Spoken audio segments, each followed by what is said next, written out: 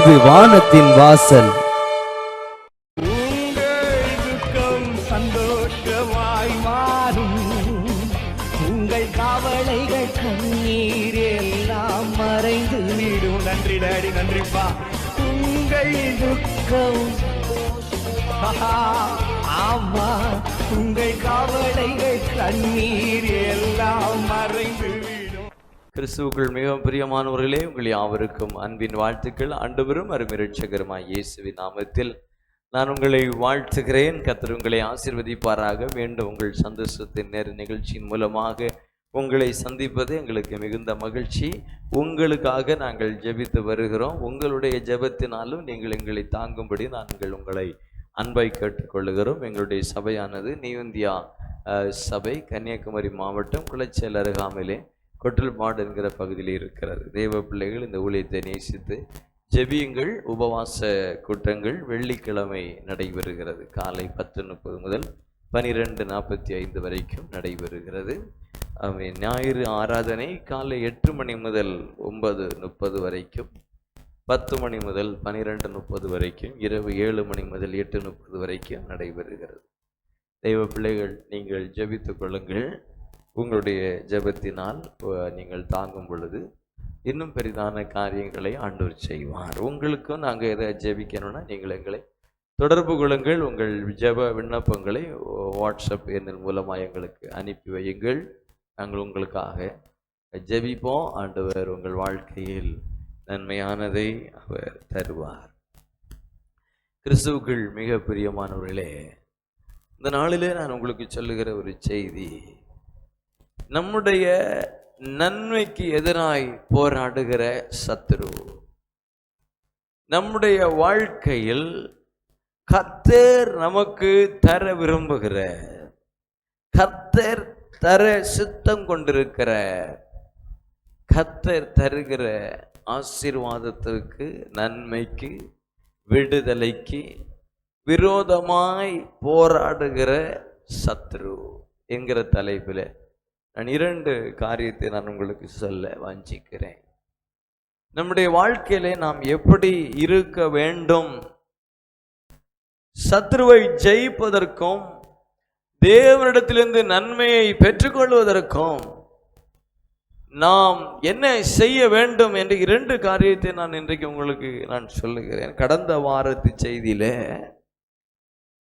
நாம் ஜெபிக்கிறோம். ஜெபிப்பதை பெற்றுக்கொள்வதற்கு இடைப்பட்ட காலத்தில் நாம் ஜெபித்து தேவன் நமக்கு தர விரும்புகிற அந்த நன்மையை தடை செய்வதற்கு ஒரு பிசாசு அவன் நம்முடைய சிந்தனைக்குள்ளே எதிர்மறையான சிந்தனைகளை கொண்டு வந்து சூழ்நிலைகளை எதிராக எழுப்பி நம்முடைய வாயிலிருந்து ஒரு அவிசுவாச வார்த்தையை வர வைக்கிறான். அந்த அவிசுவாசமான வார்த்தை நம்முடைய வாயிலிருந்து வந்த மாத்திரத்திலே நம்முடைய நன்மைகள் கெடுக்கப்படுகிறது என்கிறதை குறித்து நான் கடந்த வாரத்து செய்தியிலே நான் சொன்னேன். இன்றைக்கு நான் 2 காரியத்தை சொல்ல போகிறேன். தேவன் நமக்காக வைத்திருக்கிற நன்மையை கெடுப்பதற்கு சத்துரு செய்கிற காரியங்கள் கவனிங்கள். 2 நிகழ்வுகளை நான் உங்களுக்கு காண்பிக்கிறேன். ஒன்று லூக்கா சுவிசேஷம் 8வது அதிகாரம் 22 முதல் 29 வரை உள்ள வார்த்தைகளில் சொல்லப்பட்டிருக்கிற ஒரு சம்பவம். பின்பு ஒரு நாள் இயேசு தமது சீசரோடு கூட படகில் ஏறி கடலின் அக்கறைக்கு போவோம், கடலின் அக்கறைக்கு போவோம் வாருங்கள் என்றார். அப்படியே புறப்பட்டு போனார்கள். வாங்க அக்கறைக்கு போவோம் அப்படின்னு சொல்லி ஆண்டவர் அழைக்கிறான். கலிலியாவிலிருந்து எதிராக இருக்கிற கதரேனுடைய நாட்டுக்கு, கலிலியாவிலிருந்து எதிரே இருக்கிற கதரேனுடைய நாட்டுக்கு இவர்கள் பிரயாணம் பண்ணுகிறார்கள். வாங்க இக்கரையிலிருந்து அக்கறைக்கு போவோம் என்று சொல்லி இயேசு அழைத்து கொண்டு போகிறார். எதுக்கு அழைத்து கொண்டு போகிறார்னா, அக்கறையில் ஒருவன் ஒரு கட்டப்பட்ட நிலைமையில இருக்கிறான். அவனுடைய வாழ்க்கை வேதனையா இருக்கிறது. அசுத்த ஆவி அவனுக்குள்ளே புகுந்து, பிசாசு அந்த மனுஷனுக்குள்ளே புகுந்து நெடுநாளாய் அவனை பாடாய் படுத்துகிறது. அவன் வஸ்திரம் தரிக்காமலும் வீட்டில் தங்காதவனாக பிரேத கல்லறைகளில் தங்கி இருக்கிறான். அவனுடைய வாழ்க்கை வேதனை. யாருக்கும் அடங்க மாட்டான். எல்லாரையும் உபத்திரவப்படுத்துவான். சங்கிலினாலே கட்டிப்பட்டு பார்த்தாங்க, அதுக்கும் முடியல. அப்புறம் அவனாவே அதை அத்து எறிஞ்சிட்டு வனாந்திரத்துல தனியா காட்டுக்குள்ள வாழக்கூடியவனாக ஒரு மனுஷன். நெடுநாள் அவனுக்கு அந்த பாதிப்பு. கட்டப்பட்ட நிலைமையில் இருக்கிறான். அவனை விடுதலை ஆக்குவதற்கு இயேசு அக்கறைக்கு வருகிறார். அவனை சந்திக்க வருகிறான். அவனுடைய வாழ்க்கையில் விடுதலை கொடுக்க வருகிறார். அவனுக்கு மாத்திரமல்ல, அந்த தேசத்தில் உள்ள அநேகரை விடுதலை ஆக்கும்படி ஆண்டு வருகிறார். பாருங்க, இயேசு அக்கறையிலிருந்து புறப்பட்டு இக்கரைக்கு இந்த மகனை சுகமாக்க அவர் புறப்படுகிறத, அவனுக்குள் இருந்து கிரியை செய்கிற, அவனை பல வருஷமா அடிமையாக்கி வச்சிருக்கிற, அவனை கட்டி வச்சிருக்கிற ஆவிகள் அறிந்து கொள்ளுகிறது. அவைகள் அதை விளங்கி கொள்ளுகிறது. உடனே தடை பண்ணணும். இயேசு இங்க வாரத தடை பண்ணணும். அவருடைய சீசர்கள் இங்க வாரத தடை பண்ணணும்னு சொல்லி அவன் போராடுகிறான். பாருங்க, படகு ஓடி போகுது. அவர் இயேசு தூங்கி நித்திரையாக இருந்தார். அப்பொழுது கடலிலே சுழல் காற்று உண்டானதினால அவர்கள் மோசம் அடையத்தக்கதான் படகு ஜலத்தினால நிறைந்தது. அவர்கள் அவரிடத்தில் வந்து, ஐயாவே, ஐயரே, ஐயரே, ஐயா, நாங்க மடிந்து போகிறோம் அப்படின்னு சொல்லி அவரை எழுப்புறாங்க. அவர் எழும்பி காற்றையும் கடலையும் அதட்டுகிறார். ஜலத்தின் கொந்தளிப்பை அதட்டினா உடனே அவைகள் எல்லாம் நின்று போயினது, அமைதியில் உண்டாயினது என்று பார்க்கிறான். பாருங்க, இந்த நிகழ்வை கொஞ்சம் சிந்தியுங்கள், கொஞ்சம் தியானியுங்கள். நம்முடைய வாழ்க்கையில இது நடைபெறுகிறது. நாம் நம்முடைய வாழ்க்கையிலே தேவன் நம்மை விடுவிப்பதற்காக தேவன் நம்மை இக்கரையிலிருந்து அக்கறைக்கு அழைத்து கொண்டு போகிறார். நம் மூலமாய் அநேகரை விடுவிப்பதற்காக இக்கரையிலிருந்து அக்கறைக்கு அழைத்து கொண்டு போகிறார். நாம் அக்கறைக்கு போய்விடக் கூடாது என்பதில் சத்துரு கவனமாக இருந்து தடை பண்ணுகிறார். இக்கரை என்பது விசுவாசம் இல்லாத வாழ்க்கை, ஜெபம் இல்லாத வாழ்க்கை, பரிசுத்தம் இல்லாத வாழ்க்கை, தேவனை தேடாத வாழ்க்கை, ஆலயத்துக்கு போகாத ஒரு வாழ்க்கை. ஆண்டவர் நம்மளை அக்கறை கொண்டு போகிறார். அக்கறை என்பது விசுவாசம் உள்ள வாழ்க்கை, பரிசுத்தமான வாழ்க்கை, கர்த்தரை தேடுகிற ஒரு ஜீவிதம் என்று வைத்துக் கொள்ளுங்கள். ஏன் இக்கரையிலிருந்து அக்கறைக்கு கொண்டு போனோம்னா, நம்முடைய வாழ்க்கையில தேவன் ஒரு விடுதலையை தர விரும்புகிறார். பல வருடமாய் நம்முடைய வாழ்க்கையில் இருக்கிற பிரச்சனைக்கு ஒரு முடிவை ஏற்படுத்த விரும்புகிறார். இன்னைக்கு இந்த சத்தத்தை கேட்டுக்கொண்டிருக்கிற என் அன்பு சகோதரா, என் அன்பு சகோதரி, உன் கூட பரிசுத்த ஆவியானவர் தெளிவாய் பேசுகிறான். தேவன் உன்னுடைய வாழ்க்கையில் ஒரு விடுதலையை தர விரும்புகிறார். உன் வாழ்க்கை நெடுங்காலம் கட்டப்பட்டிருக்கு. உன் பிள்ளையின் வாழ்க்கை நெடுங்காலம் கட்டப்பட்டிருக்கிறது. உன் கணவனுடைய வாழ்க்கை வெகு காலம் கட்டப்பட்டிருக்கிறது. உன் தொழில் வெகு காலமாய் கட்டப்பட்டிருக்கிறது. உன் வியாபாரங்கள் வெகு காலமாய் கட்டப்பட்டிருக்கிறது. உன்னுடைய வாழ்க்கையிலே கர்த்தர் ஒரு விடுதலையை தர விரும்பி உன்னை இக்கரையிலிருந்து அக்கறை கொண்டு வருகிறார். வாழ்க்கை ஆண்டவர் அறியாத ஒரு வாழ்க்கை இருந்துச்சு. விசுவாசம் இல்லை. இப்போ ஆண்டவர் அறிந்து கொண்டீங்க, ஆலயத்துக்கு வர ஆரம்பிச்சிங்க, இக்கரையிலிருந்து அக்கறை. இப்போ சத்துருக்கு தெரிஞ்சிட்டு இவங்க இங்கே வந்துட்டாங்கன்னா இவங்க ஆலயத்துக்கு வந்துட்டாங்கன்னா, ஆராதனைக்கு வந்துட்டாங்கன்னா, கர்த்தரை தேடி வந்துட்டாங்கன்னா, இவங்க உபவாசம் பண்ண ஆரம்பிச்சுட்டாங்கன்னா, ஜெபிக்க ஆரம்பிச்சுட்டாங்கன்னா, சத்தியத்தின்படி வாழ ஆரம்பிச்சுட்டாங்கன்னா, இவங்க வாழ்க்கையில இத்தனை வருஷமா நான் கட்டி வச்சிருந்த கட்டு அவிழ்ந்து விடுமே, இத்தனை வருடமாய் குடியிருந்த எனக்கு இடமில்லாமல் போகுமே, இத்தனை வருடம் பாழாக்கினை நான் துரத்தப்பட்டு விடுவேனே என்பதை அறிந்து அவன் தடை பண்றான். எதை தடை பண்றான்? ஜெபம். ஜெபிக்காத, பைபிள் படிக்காத, ஆலயத்துக்கு போகாத, ஆராதனைக்கு போகாத. என்ன கொண்டு வரானா? காற்று. காற்று.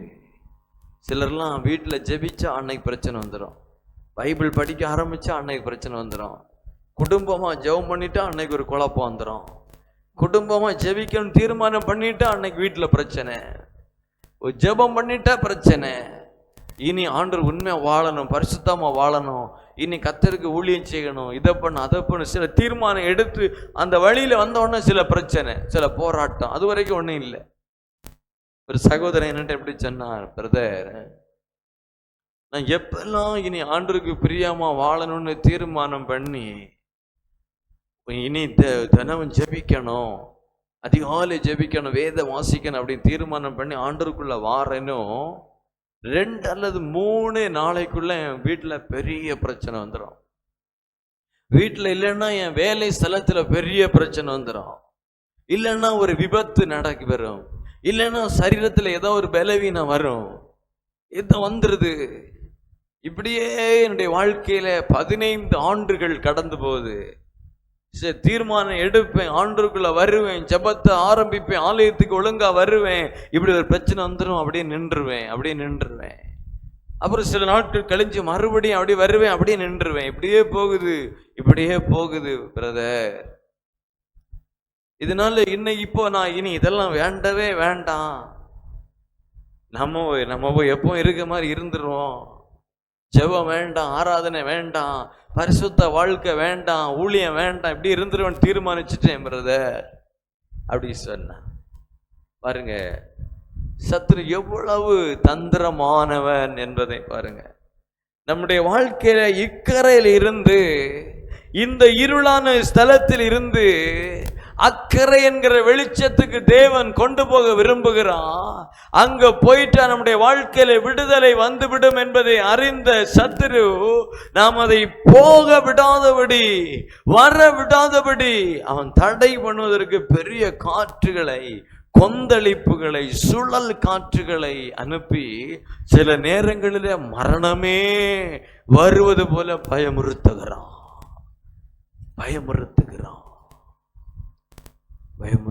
ஒரு சகோதரி, எங்க சபைக்கு வரக்கூடிய ஒரு சகோதரி வந்து என்கிட்ட சொன்னாங்க, பாஸ்டர், உங்க சபைக்கு வர ஆரம்பிச்ச பிறகு நல்ல சமாதானம் இருக்குது, மனசுல ஒரு பெரிய ஆறுதல் இருக்குது, ஆண்டவர் பிரியமா வாழணுங்கிற எண்ணம் வருது, இப்ப ஜெபிக்கிறேன், வசனம் கேட்கிறேன், சத்தியத்தின்படி வாழ்றேன். ஆனா நான் என்னைக்கு வர ஆரம்பிச்சேனோ அன்னிலிருந்து எனக்கு சில போராட்டம் தெரியுது பிரதர், சில போராட்டம் தெரியுது பாஸ்டர், பயங்கர போராட்டமா இருக்கு. சில நேரங்களில் எதுக்கு இந்த சபைக்கு போகணும் அப்படிங்கிற எண்ணம் வருது. இங்க போனாலே பிரச்சனை தான் வரும் போல, இங்க போனாலே பிசாசு போராடுவான் போல, இங்க போறது ஆண்ட சித்தம் இல்லையோ அப்படிங்கிற எண்ணம் எனக்கு வருது அப்படின்னு சொன்னாங்க. நல்ல கவனிங்க, இப்படிப்பட்ட எண்ணங்கள் உங்களுக்கு இருக்கலாம், இப்படிப்பட்ட பிரச்சனைகள் உங்களுக்கு இருக்கலாம். ஒரு காரியத்தை தெரிந்து கொள்ளுங்கள். ஏன் இந்த பிரச்சனை? ஏன் நான் ஜபிக்க ஆரம்பித்த உடனே பிரச்சனை? ஏன் நான் வேதம் வாசிக்க ஆரம்பித்த உடனே பிரச்சனை? ஏன் நான் ஒரு ஆவிக்குரிய சபைக்கு போக ஆரம்பித்த உடனே பிரச்சனை? ஏன் வசனம் கேட்க ஆரம்பித்த உடனே பிரச்சனை? ஏனென்றால் உங்களை இத்தனை வருடம் கட்டி வைத்திருக்கிற அந்த அசுத்த ஆவிகள் அது பயப்பட ஆரம்பிக்கிறது. நீங்கள் அக்கறைக்கு வந்து விடுவீர்கள், அவனுடையதான கிரியைகளை அழித்து விடுவீர்கள், அவனுக்கு முடிவு உண்டாகிவிடும், அவன் துரத்தப்பட்டு விடுவான் என்பதை அவன் அறிந்தபடியால் தடுத்துடணும். ஆரம்பத்திலே தடுத்துடணும். வளர விடக்கூடாது. இவங்க ஜெபிக்கிறத வளர விடக்கூடாது. இவங்க ஆராதிக்கிறத வளர விடக்கூடாது. இவங்க ஊழியம் செய்யறத வளர விடக்கூடாது. இப்படியே போனா எனக்கு இடமில்லாமல் செய்து விடுவான். பயப்படுறான். என் அன்பு தேவனுடைய பிள்ளைகளே, தைரியமா இருங்க, தைரியமா இருங்க. ஏன்னா இப்ப நம் படகில் இயேசு இருக்கிறார். இவன் நம்ம தனியாள் இல்லை. அவன் சுழல் காற்றை கொண்டு வரட்டும், என்ன கொந்தளிப்பை கொண்டு வரட்டும், எப்படி வேணாலும் பிரச்சனையை கொண்டு வரட்டும். இப்ப நம்ம தனியா இல்லை. இம்மானுவேலர் நம்மோடு இருக்கிறா, தெய்வம் நம்மோடு இருக்கிறா. அவர் எழுந்தருளுவா. காற்றையும் கடலையும் அதட்டி அடக்குகிற வல்லமை உள்ள ஒரு தேவன் நம்மோடு இருக்கிறா. சிலர்லாம் இந்த அப்படியே நிறுத்திடுவாங்க, ஜெபத்தை அப்படியே நிறுத்தி, ஆறாத நிறுத்தி, ஆலயத்துக்கு ஆறாத நிறுத்தி, ஐயோ இது வேண்டாம், வேற இடத்துக்கு போயிடும், வேற எங்கேயாவது போவோம், அங்கே போனால் சில நன்மைகள் எல்லாம் வர்ற மாதிரி இருக்கு, ஆமாம் நல்ல வருமானம் வர்ற மாதிரி இருக்கு, நல்லா ஆமாம் மகிழ்ச்சி இருக்க மாதிரி இருக்கு, அப்படியே இருக்கும். ஆனால் வாழ்க்கையில் அங்கே இருக்கு அக்கறையில் இருக்கிறானே அவன் அப்படியே இருப்பான். அந்த கட்டு அப்படியே இருக்கும். நீங்க அக்கறைக்கு போகவே மாட்டீங்க. உங்களுக்கு விடுதலே இல்லை. வாழ்க்கை அப்படியே கட்டப்பட்ட அதே கட்டு, அதே உபத்திரம், அதே பிரச்சனை அப்படியே இருந்துட்டு இருக்கும். அதே பாவ அடிமைத்தனம் அப்படியே இருந்துட்டு இருக்கும். அன்பு தேவனுடைய பிள்ளைகளே, நம்முடைய வாழ்க்கையில் நன்மையை வரவிடாதபடிக்கு சத்துரு நாம் அக்கறைக்கு போய்விடக்கூடாது என்பதில் ரொம்ப ரொம்ப கவனமா இருந்து தடை பண்ணுவான். நம்ம ஜெபிச்சிடக்கூடாது, பைபிள் படிச்சிடக்கூடாது, ஊழியம் செஞ்சிடக்கூடாது, சுவிசேஷம் சொல்லிடக்கூடாது, நம்ம ஆண்டவருக்கு பிரியமா வாழ்ந்துடக்கூடாது. அப்படி ரொம்ப தீவிரமா தேவ சித்தத்தின்படி வந்துடக்கூடாது. ரொம்ப தீவிரமா கவனமா பார்த்து அப்படியே தடை பண்ணி கொண்டே அப்படியே எதிராய் சில சூழ்நிலைகளை எழுப்பி நாமாவே அதை நிறுத்திடுவோம். அக்கறைக்கு வேண்டாம், இப்படி இங்கே இருந்துருவோம்ப்பா, அக்கறைக்கு போகணும், இப்படியே இருந்துரும், அங்கே போனால் பிரச்சனை வருது, பயங்கரம் வருது அப்படின்னு நம்மளே அப்படியே சோர்ந்து அப்படியே இருந்துருவோம். என் அன்பு தேவனுடைய பிள்ளைகள், அப்படி அல்ல. நீங்கள் இந்த காற்றையும் கடலையும் தாண்டி வருவீங்க. உங்கள் தேவனாகிய கர்த்தர் உங்களை அதிசயமா நடத்தி கொண்டு போவான். நீங்கள் தொடர்ந்து முன்னேறுங்க, அக்கறைக்கு போங்க. அங்க இருக்கிற சத்துரு துரத்தப்படுவான்.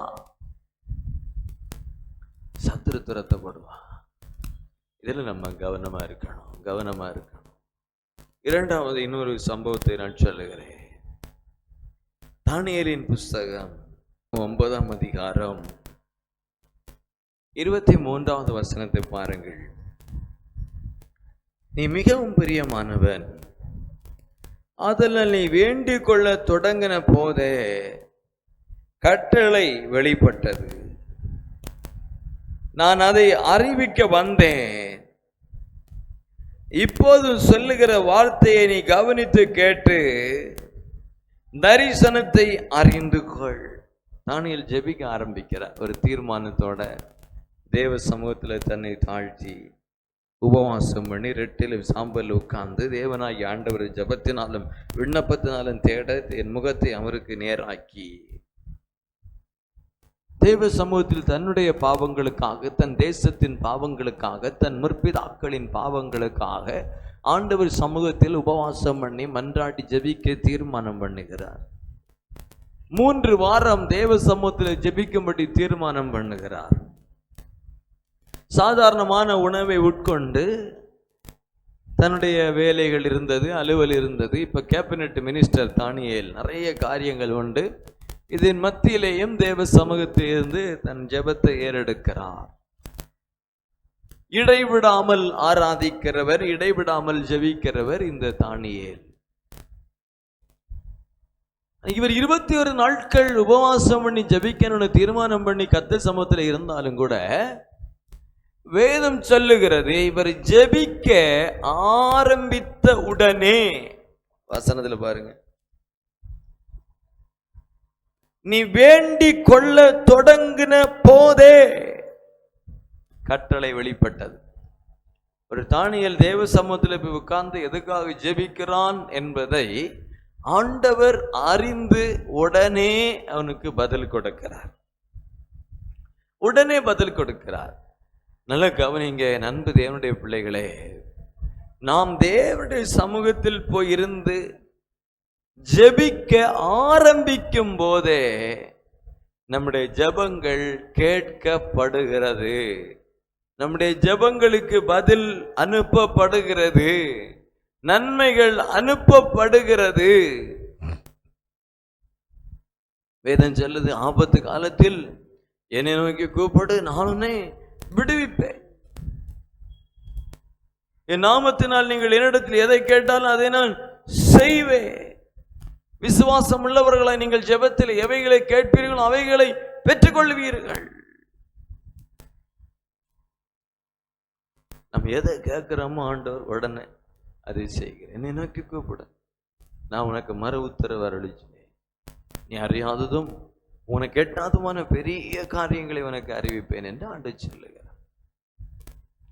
நம்முடைய ஜெபங்களுக்கு எல்லாம் உடனே ஆண்டவரிடத்திலிருந்து பதில் வருகிறது.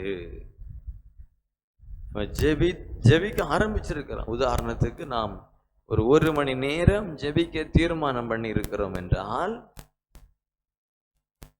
நாம் ஜெபிக்க ஆரம்பித்த உடனே அந்த 1 மணி நேரம் முடிகிற வரைக்கும் ஆண்டவர் பொறுத்து கொள்கிறவர் அல்ல. வசனம் சொல்லுது, ஜெபிக்க ஆரம்பித்த உடனே தேவன் தூதனுக்கு கட்டளை கொடுக்கிறார், போ அவனுடைய காரியத்தை பார், அவனுக்கு பதில் கொண்டு போ, அவனுக்கு விடுதலை கொண்டு போ, எதை கேட்கிறான கொண்டு போ என்று அனுப்புகிறார். நாம் எல்லாவற்றையும் தேவ சமூகத்திலிருந்து நாம் பெற்றுக்கொள்கிறோம். பரலோகத்திலிருந்து கொடுக்கப்பட்டால் வெளியே ஒருவனும் ஒன்றையும் பெற்றுக்கொள்ள முடியாது. எல்லாம் அந்த ஆண்டவர் நமக்கு பரலோகத்தில் வைத்திருக்கிறார். நாம் எதுக்காக ஜெபிக்கிறோமோ அந்த காரியங்கள் ஆவிக்குரிய மண்டலத்தில் இருக்கிறது. இப்ப பாருங்க, நான் ஒரு குடிசை வீட்டில் வாழ்ந்து கொண்டிருக்கிறேன்.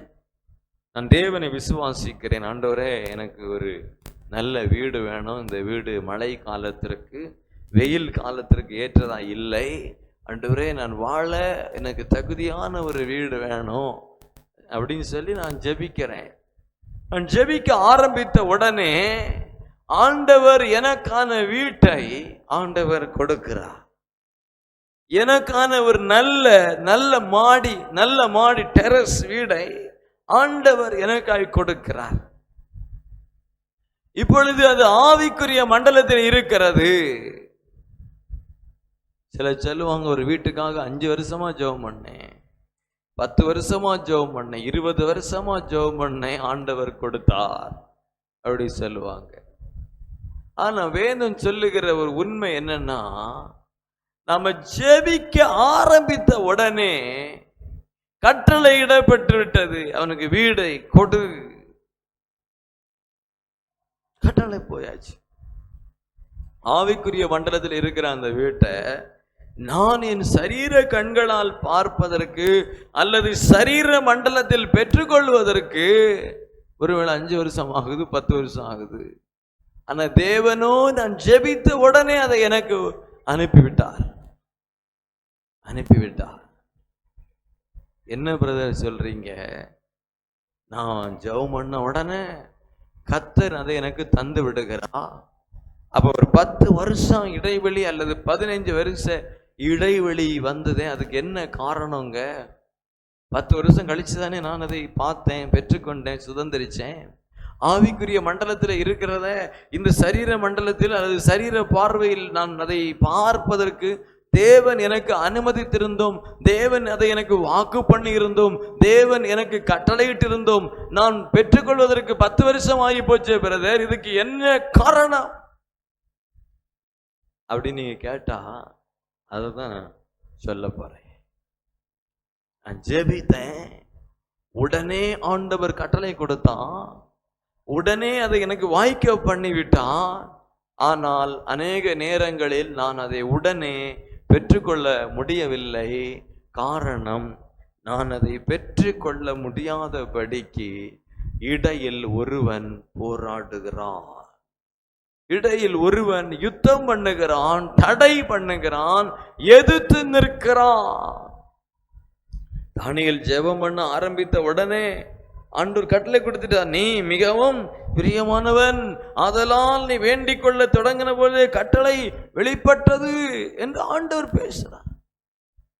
உடனே பதில் வந்தாச்சுப்பா. ஆனால் இந்த தானியேல் அதை பெற்றுக்கொள்ள முடியவில்லை. உடனே பாருங்க, தானியேல் 10ஆம் அதிகாரம் 13ஆம் வசனத்தில்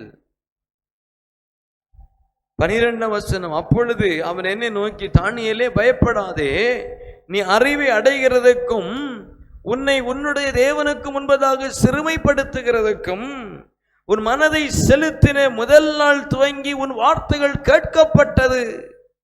உன் வார்த்தைகள் நிமித்தம் நான் வந்தேன். நாளே கர்த்தர் அனுப்பிட்டார். நீ ஜெபிக்க தொடங்கின உடனே உனக்கு நீ கேட்டதை கொடுக்கும்படி கர்த்தர் என்னை அனுப்பிவிட்டார். ஆனால் பெர்சிய ராஜ்யத்தின் அதிபதி 21 நாள் மட்டும் என்னோட எதிர்த்து நின்றான். நான் வர முடியல. 21 நாள் ஆச்சு. அவன் என் கூட போராடுறான். ஆனாலும் பிரதான அதிபதிகள் ஒருவனாகிய மிகாவேல் எனக்கு உதவியாக வந்தான். அதனாலே நான் அங்கே பெர்சிய ராஜாக்களை தரித்திருந்தேன். பாருங்க என்ன நடக்குது. நாம ஜெபிக்கிறோம், ஆண்டவர் உடனே அதை எனக்கு கொடுக்கிறார். நான் தகுதி உள்ளவனாய் இருந்தா, நான் தேவனுக்கு பிரியமானவனாய் இருந்தா, என்னுடைய வாழ்க்கை கனி கொடுக்கிறதா இருந்தா, நான் நீதிமானாக இருந்தால், நான் ஆண்டவருக்கு பரிசுத்தமாய் வாழ்கிறவனாக இருந்தால், நான் கேட்ட உடனே ஆண்டவர் அதை எனக்கு அனுமதிக்கிறான். ஆனால் நான் அதை பெற்றுக்கொள்ள முடியாதபடிக்கு இடையில் ஒருவன் போராடி அதை தாமதப்படுத்துகிறான், தடை பண்ணுகிறான். என்னுடைய வாழ்க்கையில் நான் சுதந்திரிக்க முடியாதபடி ஒருவன் போராடுகிறான். இங்கே அது பெர்சியாவின் அதிபதி என்று எழுதப்பட்டிருக்கிறது. தானியேல் வாழ்கிற அந்த பெர்சிய தேசத்தினுடைய அதிபதி ஒரு மனிதன் அல்ல, ஒரு மனுஷனை குறித்து இங்க சொல்லப்படல. மனுஷன் தூதனோடு போராட முடியாது. ஒவ்வொரு தேசத்து ஒவ்வொரு பட்டணத்துக்கு ஒரு பலவான் இருக்கிறான், அதிபதி இருக்கிறான். உலகத்தின் அதிபதி என்று பிசாசு சொல்லப்படுகிறான். நாம வாழுகிற பகுதியில நம்முடைய கிராமத்தை ஆளுகை செய்கிற ஆவிகள் இருக்கிறது.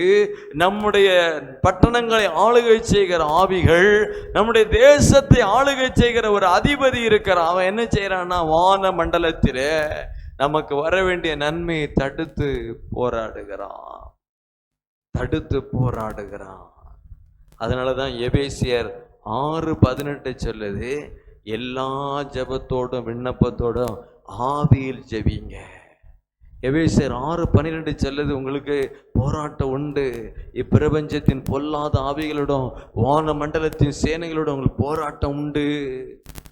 எப்போ ஜெபம் பண்ணாலும், எப்போ விண்ணப்பம் பண்ணாலும் ஆவியில ஜெபம் பண்ணுங்க, ஆவியிலே ஜெபிங்க, போராடி ஜெபிங்க. ஏன்னா நீங்கள் ஜெபித்த ஜெபத்துக்கான பதில், நன்மை உங்க வாழ்க்கையில் வராதபடி ஒருவன் போராடுகிறான்.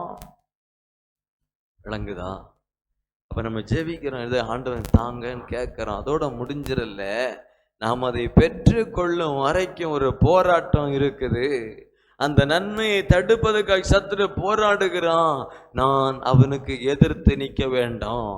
பிசாசை எதிர்த்து நில்லுங்கள், அப்பொழுது அவன் உங்களை விட்டு ஓடி போவான். எதிர்த்து யுத்தம் பண்ணி ஜபிக்க வேண்டும்.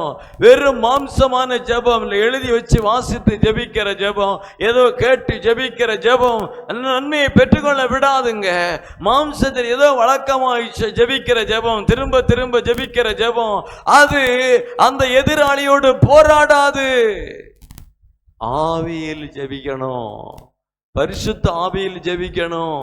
அதுதான் அந்த சத்துருவை முறியடித்து நன்மையை கொண்டு வரும்.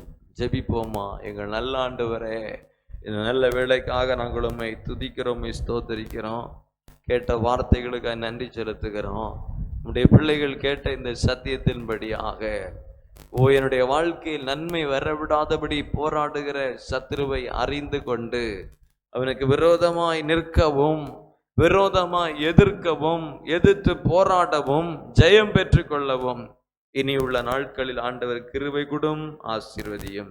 இயேசுவின் நாமத்தில் ஜெபிக்கிறோம் நல்ல பிதாவே, ஆமென். அன்பு தேவனுடைய பிள்ளைகளே, உங்களுக்கான நன்மைகளை கர்த்தர் உங்களுக்கு என்று ஆயத்தம் பண்ணி இருக்கிறார். அதை உங்களுக்கு கொடுப்பார். அதுக்கு எதிரடையாய் தடையாய் நிற்கிற சத்துருவின் தந்திரங்களையும் அவனுடைய காரியங்களை அறிந்து அவனோடு எதிர்த்து போராடி ஜெயம் பெற்றுக்கொள்ளுங்கள். உங்கள் துக்கம் சந்தோஷமாய் மாறும். ஆமென். உங்கள் துக்கம் சந்தோஷமாய் மாறும், உங்கள் கவலைகள் கண்ணீர் எல்லாம் மறைந்து விடும். நன்றி டாடி, நன்றிப்பா. உங்கள் துக்கம் ஆமா, உங்கள் கவலைகள் கண்ணீர் எல்லாம் மறைந்து